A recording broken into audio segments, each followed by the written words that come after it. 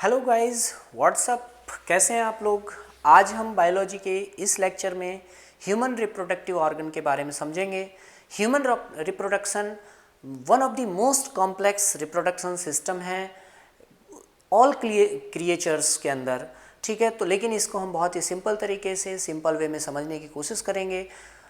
देखिए, इसमें जो स्पर्म है, स्पर्म ओव्यूम के साथ अटैच होता है, इसको हम फर्टिलाइजेशन कहते हैं। और फर्टिलाइजेशन के बाद जाइगोट का फॉर्मेशन होता है। जाइगोट जब डिवीजन शुरू होता है तो वो एम्ब्रियो का फॉर्मेशन हो जाता है। एम्ब्रियो से फीटस और फीटस से ह्यूमन बेबी फॉर्मेशन होता है, ठीक है। तो ये सारी जो प्रोसीजर है, ये सारा प्रोसीजर कहलाता है रिप्रोडक्टिव प्रोसीजर या रिप्रोडक्शन। एक्चुअली मनुष्यों में जो रिप्रोडक्शन है वो केवल सेक्सुअल रिप्रोडक्शन होता है। हम लोग क्लासिफिकेशन में ये देखते हैं कि असेक्सुअल रिप्रोडक्शन भी होता है, बट एक्सेक्सुअल असेक्सुअल जो रिप्रोडक्शन है वो सिंपल प्रकार के जो क्रिएचर्स हैं उनमें होता है। जैसे हाइड्रा में साइड से वेजिटेटिव रिप्रोडक्शन होता है, साइड से एक हाइड्रा निकलता है और उसी से फिर पूरा हाइड्रा बन जाता है। तो कई टाइप से रिप्रोडक्शन होता है, बट ह्यूमंस में ओनली सेक्सुअल रिप्रोडक्शन होता है। तो ह्यूमंस के सेक्सुअल रिप्रोडक्शन के अकॉर्डिंग हम ह्यूमन रिप्रोडक्टिव सिस्टम को 2 पार्ट्स में डिवाइड करते हैं। पुरुष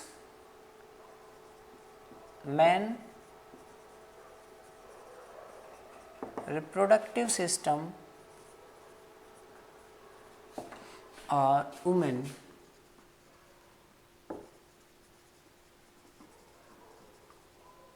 रिप्रोडक्टिव सिस्टम। सबसे पहले मैन रिप्रोडक्टिव सिस्टम को हम देख लें। जो मेन रिप्रोडक्टिव ऑर्गन होता है, टेस्टिस होता है।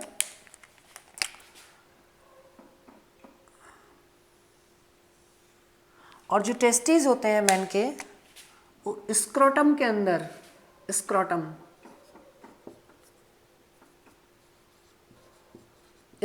के अंदर होते हैं मैन रिप्रोडक्टिव ऑर्गन में। और जो स्क्रोटम होता है ये मस्कुलर ऑर्गन होता है, मस्कुलर, और ये बॉडी से बाहर होता है। क्योंकि जो टेस्टिस के अंदर जो स्पर्म का फॉर्मेशन है, वो स्पर्म का फॉर्मेशन लो टेम्परेचर पर ही पॉसिबल है। जो हमारी बॉडी का टेम्परेचर है वो कांस्टेंट टेम्परेचर रहता है, और उतने टेम्परेचर पर स्पर्म का फॉर्मेशन पॉसिबल नहीं है। इसलिए जो टेस्टिस हैं वो बॉडी से बाहर एक स्क्रोटम नाम के एक बैग में रहते हैं। यहाँ से एक पाइप के थ्रू, एक नली के थ्रू स्पर्म्स बाहर आते हैं। यहाँ पर स्पर्म फॉर्मेशन या शुक्राणु निर्माण होता है। स्पर्म फॉर्मेशन टेक्स प्लेस, और इसके लिए एक हार्मोन होता है यहाँ पर, testosterone hormone. Testosterone hormone sperms के मैच्योरेशन में हेल्प करता है, मैच्योर करता है उनको। ये पाइप आगे बढ़ता है, आगे बढ़ने पर इसके साथ एक पाइप और जुड़ जाता है छोटा सा, और ये जो पाइप है ये यूरिनरी ब्लैडर से आता है, मूत्राशय, और इसको कहते हैं यूरिथ्रा। तो यूरिथ्रा एक पाइप है जो यूरिन लेकर आता है यूरिनरी ब्लैडर से, और यूरिनरी ब्लैडर में जो यूरिन आता है वो यूरेटर से आता है। और यूरेटर कहाँ से आता है? किडनी से। वो हमने एक्सक्रीटरी सिस्टम जो किया था उसमें किया था। तो किडनी से ये लेकिन अभी हम इसको नहीं देख रहे हैं। यहाँ से ये कॉमन पाइप से आगे बढ़ता है।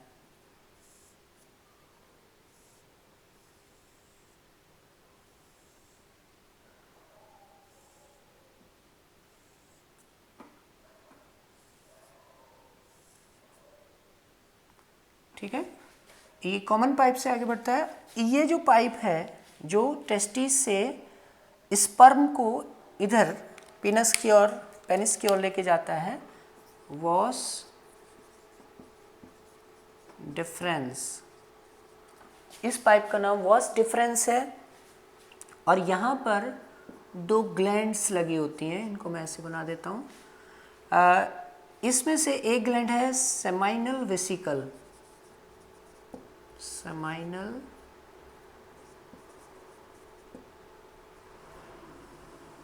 वेसिकल, और एक है प्रोस्टेट, प्रोस्टेट। तो ये जो दोनों ग्लैंड्स हैं, इन ग्लैंड से फ्लूइड का सिक्रीशन होता है, फ्लूइड तरल पदार्थ है, एक फ्लूइड का सिक्रीशन होता है। और इस फ्लूइड के दो काम होते हैं, एक तो जो स्पर्म यहाँ टेस्टिस में बने और फिर इससे इधर आए हैं, तो उन स्पर्म को ये मूव करने में हेल्प करता है, help in moving, help in moving, help in moving, उनको हेल्प करता है मूव करने में। और दूसरा स्पर्म को न्यूट्रिशन प्रोवाइड कराता है, ठीक है। तो ये हमने क्या देखा, मेल रिप्रोडक्टिव ऑर्गन को हमने समझा। मेल रिप्रोडक्टिव ऑर्गन में जो टेस्टिस होते हैं वो बॉडी के बाहर होते हैं, जिस बैग में होते हैं उसका नाम स्क्रोटम है। टेस्टिस के अंदर एक हार्मोन का भी सिक्रीशन होता है जिसको टेस्टोस्टेरोन कहते हैं, और ये जो टेस्टोस्टेरोन है ये स्पर्म यानी कि शुक्राणु के मैच्योर होने में हेल्प करता है। यहाँ से ये स्पर्म वासा डिफरेंस एक पाइप है उसके थ्रू यहाँ पेनिस में जाते हैं, और यहाँ पर दो ग्लैंड्स हैं, एक प्रोस्टेट ग्लैंड है, एक सेमिनल वेसिकल ग्लैंड है। इन दोनों से फ्लूइड निकलता है, तरल पदार्थ निकलता है, वो स्पर्म को मूव करने में हेल्प करता है और दूसरा स्पर्म को न्यूट्रिशन देता है, ठीक है। अब यहाँ पर हम स्पर्म की स्ट्रक्चर देख लें थोड़ा। तो स्पर्म की स्ट्रक्चर कुछ इस टाइप से होती है।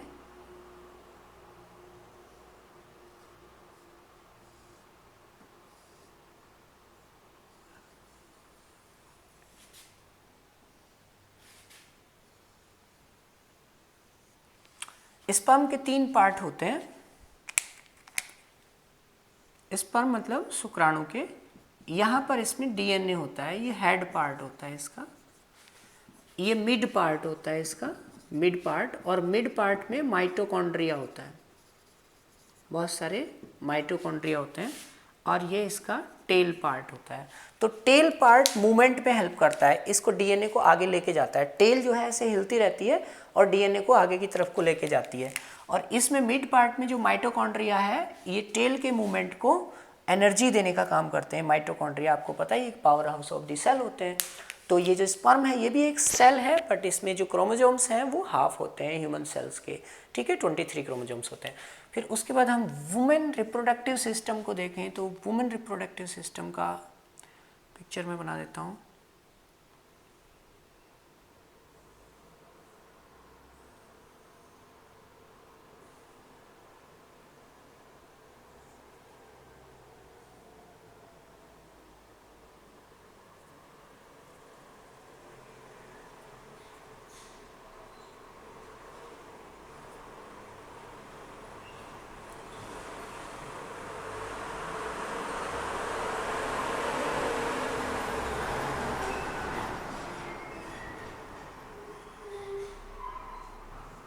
ये वुमेन रिप्रोडक्टिव सिस्टम का पिक्चर मैंने बना दिया।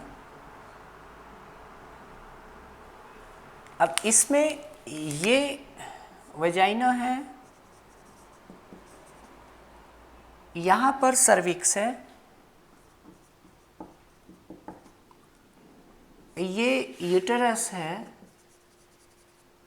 और ये ओवरी है, और ये फैलोपियन ट्यूब है। इनको ओविडक्ट भी बोलते हैं, फैलोपियन ट्यूब। अब देखिए स्पर्म फॉर्मेशन यहाँ टेस्टिस में हो रहा था, तो एग यहाँ पर फॉर्मेशन नहीं होता है एग का, बल्कि एग्स जो होते हैं वो फीमेल्स में जन्म से ही भरे रहते हैं, इनमें ओवरी फुल ऑफ एग्स रहती हैं, और हर मंथ में एक एग मैच्योर होता है प्यूबर्टी के बाद।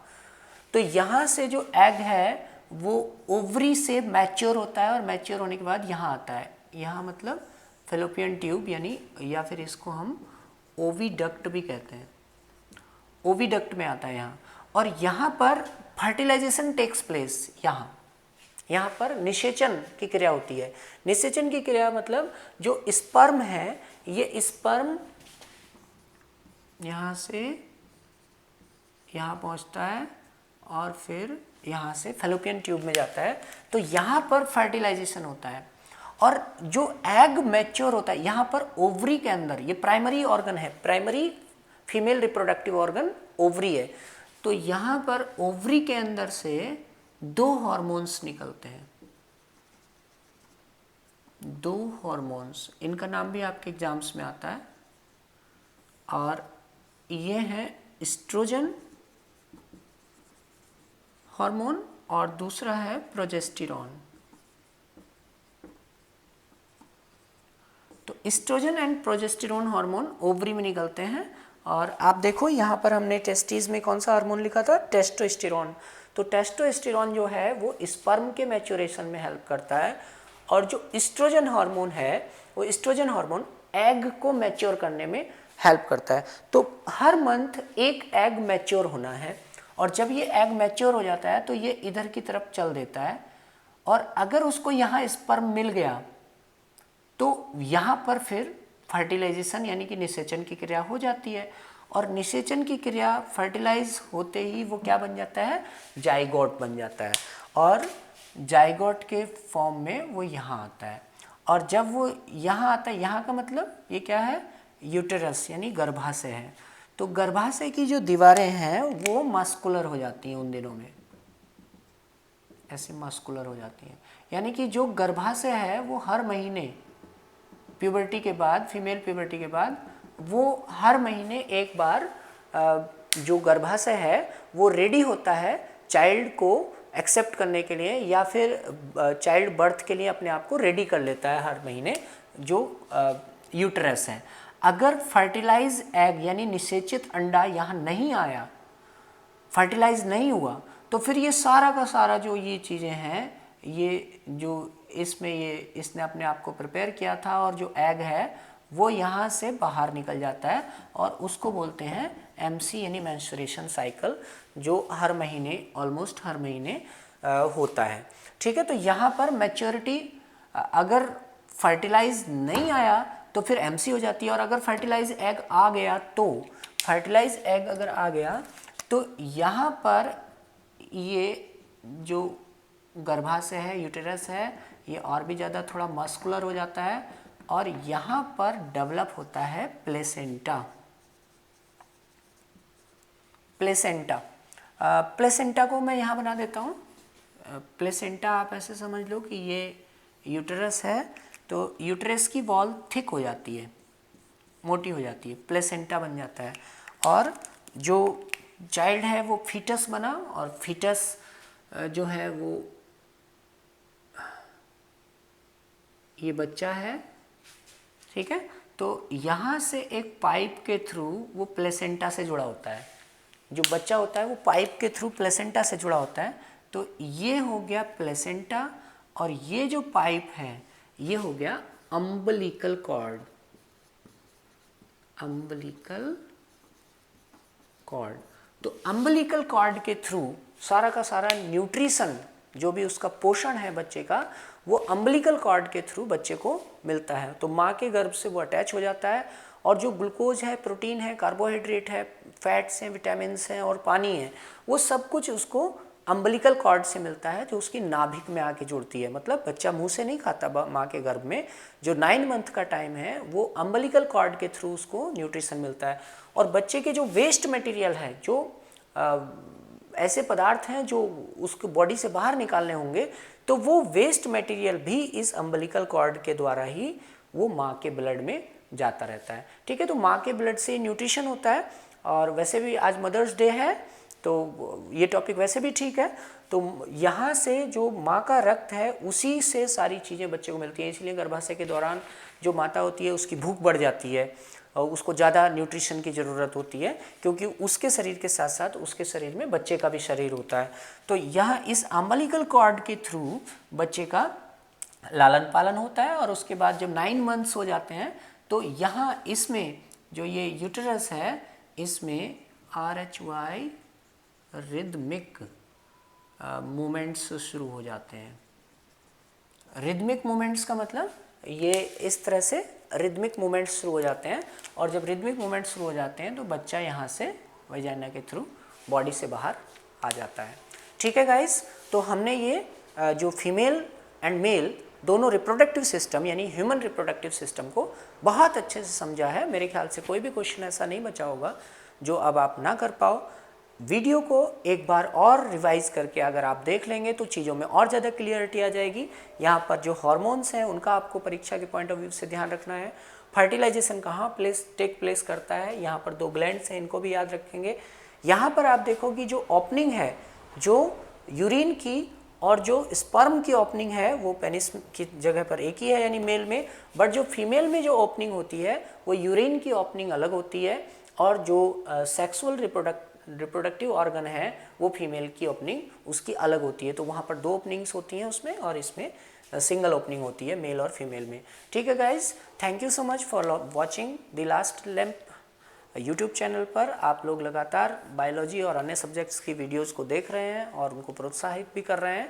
Thank you so much. साथ बना रहे, चैनल को सब्सक्राइब करिए, शेयर करिए जहां भी आप कर सकते हैं, लाइक्स करिए और कमेंट भी लिखिए कमेंट बॉक्स में। तो thank you so much, see you soon for another video. Thank you.